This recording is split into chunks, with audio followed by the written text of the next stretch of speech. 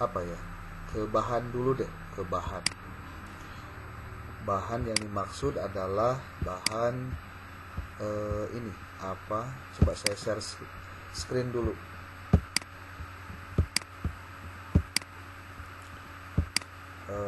Saya ingin Anda melihat kembali ini apa sebutnya,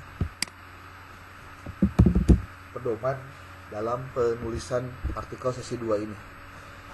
Mudah-mudahan kalau saya sudah jelaskan Anda bisa memperbaiki nih, khusus untuk kelompok 1 dulu ya. Untuk kelompok 1 dan kelompok 2 maksudnya. Kelompok 1 dan kelompok 2 ini membahas yang kelompok 1 tentang pengembangan alat evaluasi. Kemudian kelompok 2 itu tentang model Dick and Carey dalam pembelajaran PAI. Saya sudah berdarah-darah bahasanya gitu, membuat instrumen untuk Anda jadikan panduan dalam penulisan artikel. Coba Anda lihat di sini, untuk yang pengembangan evaluasi ada lembar checklist, ada lembar observasi, ada lembar wawancara, ada lembar wawancara dengan guru, ada lembar wawancara dengan siswa. Itu berarti ada 5 buah alat pengumpul data. Yang pertama checklist untuk studi dokumen, kemudian observasi, dan wawancara, 3 sebetulnya. Termasuk untuk kelompok 2. Saya sudah buatkan pertama lembar studi dokumennya, lalu lembar observasi, lalu wawancara. Wawancara ini juga ada 3, ada wawancara dengan kepala sekolah, dengan guru PAI, dengan wawancara dengan siswa. Ini 3 buah lembar dokumen untuk instrumen pengumpul data: observasi, wawancara, dan studi dokumentasi. Nah, namun saya coba cek di dalam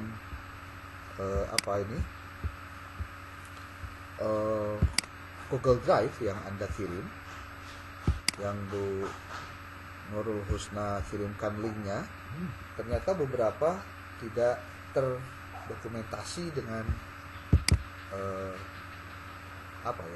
dengan ini. Nah, ini ada nih Bu Virginia, ini ada lembar checklist. Coba kita lihat.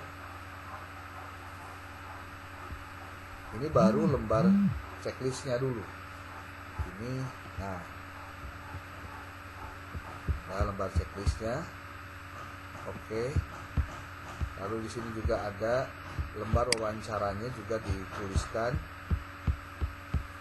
Nah, ini wawancara dengan guru, dengan kepala sekolah, dan dengan siswa. Ini harusnya untuk memudahkan membaca, dipisahkan antara pertanyaan dengan jawaban. Pertanyaannya apa, di highlight; jawabannya apa, di highlight juga. Nah, seperti ini nih. Ini kan Bu Virginia. Ini kan siswanya 3 orang nih ya. Kalau siswanya 3 orang, berarti jawabannya pun ada 3, Bu. Tidak 1. Karena kan pertanyaan ini diberikan kepada Dava, jawabannya apa? Kepada Gaisan, pertanyaannya apa, jawabannya apa? Makanya ini lembar untuk pertanyaan kepada siswa harusnya ada 3 buah. Untuk siswa yang pertama, kedua, ketiga, dan seterusnya. Gitu. Dan ini harus detail, lengkap, datanya dulu. Nah, nanti sebetulnya pada saat Anda melakukan mengkondisikan agar dalam menyusun artikel, itu artikelnya bisa diambil dari salah 1, salah 2, atau salah semuanya. Maksudnya semuanya diambil untuk menjadi artikel sesi 2.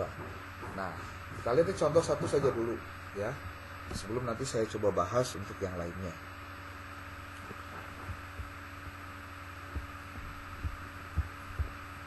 Ini Al-Hasanah.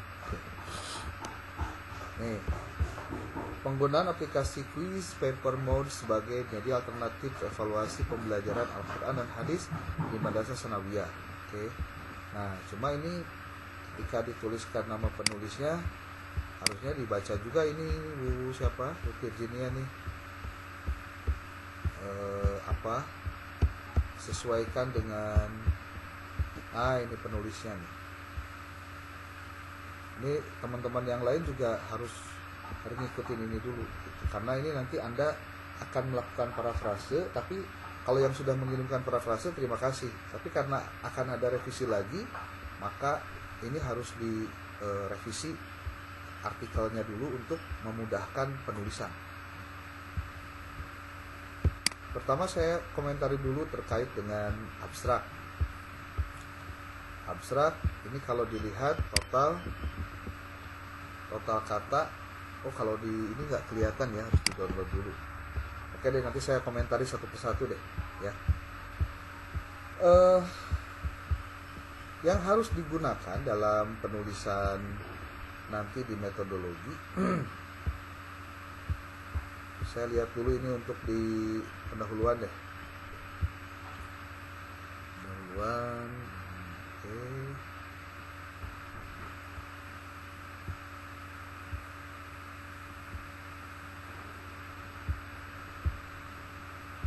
Nah, oke.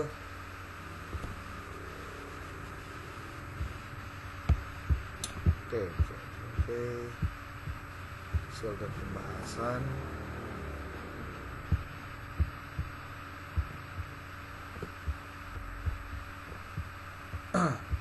Nah, kalau masuk ke sini sebelum masuk ke pembahasan, hasilnya dulu, hasilnya. Hasilnya itu berarti Anda harus mengacu kepada instrumen yang dibuat ini.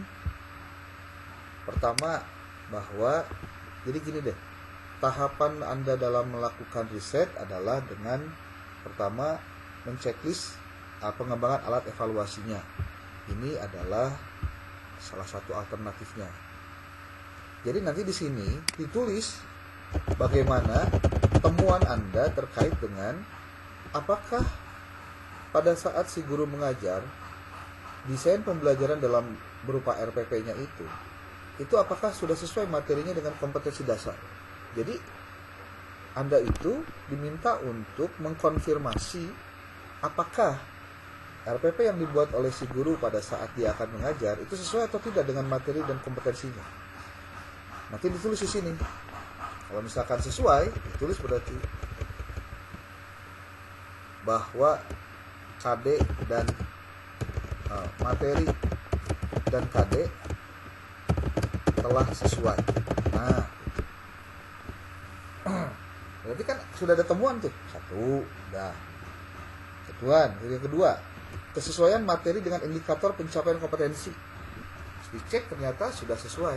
Berarti keterangan dalam keterangan di sini adalah bahwa materi atau Anda copy paste aja ini. Simpan di sini. Materi dan indikator pencapaian kompetensi telah sesuai. Nah, berarti nanti pada saat Anda menulis temuan, jadi kan temuan itu berarti begini nih. Kalau misalkan mau semuanya.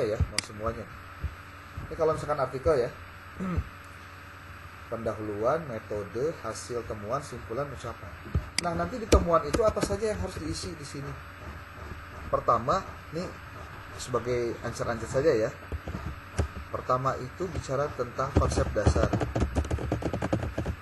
yang sifatnya umum. Yang umum, yang diketahui oleh banyak orang, disebutnya noun. What is noun? Apa yang diketahui. Yang kedua, nah itu dibahaslah di setiap paragrafnya atau satu kalimat ini harus didukung oleh beberapa referensi. Nah, saya belum melihat referensi-referensinya itu referensi yang bisa dipertanggungjawabkan ya. Termasuk ada satu artikel yang tadi saya lihat dari yang sudah dipaparkan, itu artikelnya cuma ada 6 buah atau 5 buah itu. Nggak banyak gitu. Ya. Nih, sebetulnya saya juga sudah membuat di dalam kerangka ini adalah tentang ini nih, menyusun artikel nih, menyusun abstrak, menyusun pendahuluan nih, struktur pendahuluan, konsep dasar, permasalahannya apa. Nah, permasalahan ketika sudah dibicarakan tentang konsep dasar, permasalahannya apa? Permasalahan itu dalam bahasa lainnya adalah unknown. Unknownnya apa? Jadi ini yang bersifat noun. Biasanya konsep-konsep dasar. Pernah ini unknown. Permasalahannya apa? Ini bisa aja kalimatnya begini ketika judulnya tadi seperti yang disampaikan oleh Virginia ya. Dia mau ngebahas tentang apa tadi? Ini nih, penggunaan aplikasi quiz. Nah, sebetulnya apa problem dari pembelajaran selama ini? Yaitu salah satunya adalah bahwa penggunaan aplikasi masih belum kurang apa ya, relate atau dikuasai oleh guru. Kan ini persoalan. Berarti guru harus bisa menguasai. Gimana caranya? Nah, dipraktekin caranya. Kemudian bahwa terdapat kendala dalam penerapan aplikasi penilaian yang dialami guru dalam penerapan aplikasi penilaian. Sebetulnya inilah yang akan kita jawab nanti. Ya. Nah, yang ketiganya apa? Yang ini nih. Alternatif solusi. Nah, berarti Anda menawarkan alternatif solusinya bahwa dengan aplikasi kuis. Jadi jelaskan tentang keunggulan aplikasi kuis. Terus apa hasil risetnya? Hasil riset-riset yang terkait dengan kuis. Nah, nanti jelaskan terkait dengan pembelajaran di sini ya, di konsep noun itu tentang pembelajaran PAI. PAI itu penting, contohnya. Kemudian guru harus memahami kurikulum, metode pembelajaran, dan lain-lain. Ini bisa Anda tulis dalam 2 paragraf atau 3 paragraf. Nih, jelaskan tentang keunggulan aplikasi kuis, apa riset-riset terkait dengan kuis. Anda kan sudah memberikan solusi nih. Solusi untuk kesulitan dalam penilaian pembelajaran PAI adalah dengan ini. Tuh. Yang keempat, state of the art, publikasi terdahulu dan lainnya ini sama juga. Artinya di sini Anda tunjukkan. Jadi sebetulnya di sini juga sudah dijelaskan apa riset-riset yang terkaitnya di sini, seperti di bagian 4. Apa hasil-hasil riset yang terkait kuis dan apa yang belum dilakukan oleh para peneliti tersebut yang akan Anda lakukan sebagai pada hasilnya nanti menjadi novelty penelitian. Jadi tidak perlu sebetulnya novelty itu disebutkan. Novelty penelitian ini adalah, nggak usah begitu juga sebenarnya. Ketika yang ditampilkan oleh Anda sesuatu yang berbeda, itu sudah lain ceritanya. Kemudian yang selanjutnya adalah yang kelima nih, tujuan penelitian. Nah, sampaikanlah tujuan penelitiannya di sini. Berarti tujuan dari riset ini adalah bla bla bla bla bla. Yang keenam nanti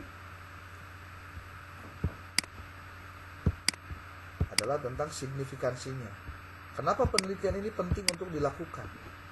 Anda jelaskan kenapa penelitian ini penting dilakukan. Tuh.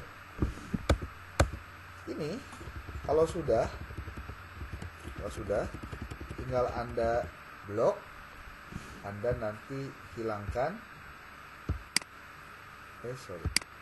Nah, Anda nanti tinggal tuliskan ke bawah. Nah, tuh, bikin paragrafnya begini.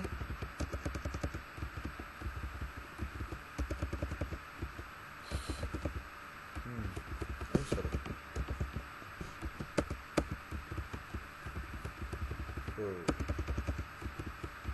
Nanti ini dirapikan. Jadi kalau ibarat bikin rumah, ini caranya gitu. Ya, caranya. Kalau Anda mau mulai dari membuat pendahuluan, ini nanti disebutkan dengan mengutip. Kalau misalkan Anda mau pakai Q1, tapi kalau tidak Sinta 1 lah. Sinta 1 atau Sinta 2. Sinta 2, Sinta 3, Sinta 2, Sinta 3. Maksudnya ini referensinya. Jadi kata ini dibuat referensinya. Dikutip, ngutip. Ini juga sama, mengutip. Ini S2 itu maksudnya Sinta 2 ya. Kalau mau memasukkannya di Sinta. Jangan di Sinta 3 boleh nggak? Silahkan. Tuh. Anda bisa bayangkan sebetulnya bikin naskah Anda tuh sedikit nih. Tapi banyakkan Anda di sini penggunaan. Ini dijelaskan lagi satu persatu. Nah, tapi ini memang ada teknik lagi untuk penulisan ini, referensi per paragraf. Jadi satu paragraf itu bisa 5, bisa 6 referensi. Termasuk di sini.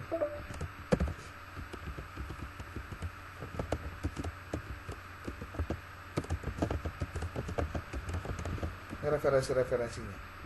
Termasuk juga ini. Jadi setiap paragraf itu kenapa ada referensinya? Menguatkan apa yang Anda sampaikan. Ini saya ngomong baru pendahuluan. Ini juga sama. Belum metode juga sama. Kalau metode tidak terlalu banyak referensi. Ya. Hasil dan temuan. Nah, di sini apa yang Anda temukan dan apa yang Anda harus tuliskan adalah sesuai dengan temuan hasil penelitian. Dan hasil-hasil riset tadi yang ditulis di sini yang tadi tuh, nah ini alat pengumpul data ini semuanya dikondisikan dulu untuk dituliskan. Jadi Anda bisa menjelaskan bahwa berdasarkan hasil studi dokumen terhadap alat evaluasi yang digunakan oleh guru PAI di madrasah bla bla bla, ditemukan bahwa seluruh aspek dari indikator kurikulum, penyajian materi, kemudian penggunaan bahasa itu telah sesuai dengan kaidah-kaidah bahasa Indonesia, telah sesuai dan relevan dengan kriteria-kriteria ini. Itu untuk menunjukkan bahwa memang ada kesesuaian. Sekali lagi, itu didapatkan manakala Anda memang melakukan studi dokumen terhadap alat pengembang evaluasinya. Gitu. Termasuk ketika Anda melakukan observasi. Nah, di observasi ini kan kemudian harusnya dicatat nih. Contoh, apakah pada saat mengajar guru menggunakan alat evaluasi? Ya, oke. Jelaskan di sini. Pada saat guru melakukan proses pembelajaran, guru menggunakan alat evaluasi berupa bla bla bla bla. Apakah ada kesesuaian alat evaluasinya dengan materi pembelajarannya? Apakah tadi ketika berbicara tentang quiz, apakah itu memang sesuai dengan alat penggunaan datanya, penggunaan alat evaluasinya? Dituliskan di sini catatannya. Jadi semua data inilah yang nanti akan Anda masukkan ke dalam temuan hasil penelitian. Gitu. Kemudian pada saat Anda melakukan wawancara, wawancaranya kan sudah ada nih, pertanyaannya sudah ada. Nanti jawabannya tinggal dijelaskan saja dalam temuan disebutkan. Jadi kalau temuan itu menunjukkan apa saja temuan-temuan hasil riset Anda. Makanya berdasarkan apa temuan itu dicantumkan di dalam hasil penelitian, itu ketika Anda menggunakan alat evaluasi ini sebenarnya. Gitu. Ini waktunya sudah lewat ya, 10:18. Isi Andanya ada kuliah dengan dosen lain. Ya, sudah ada ya dosennya. Halo? Kalau sudah, saya mungkin off dulu. Nanti Bu Nurul Husna boleh disepakati sama teman-teman kira-kira malam ini apa malam besok aja deh. Selasa malam kalau bisa kita melakukan diskusi lagi sambil kalau ada hal-hal yang ingin Anda tanyakan dipersilahkan ya. Oke, terima kasih. Assalamualaikum warahmatullahi wabarakatuh.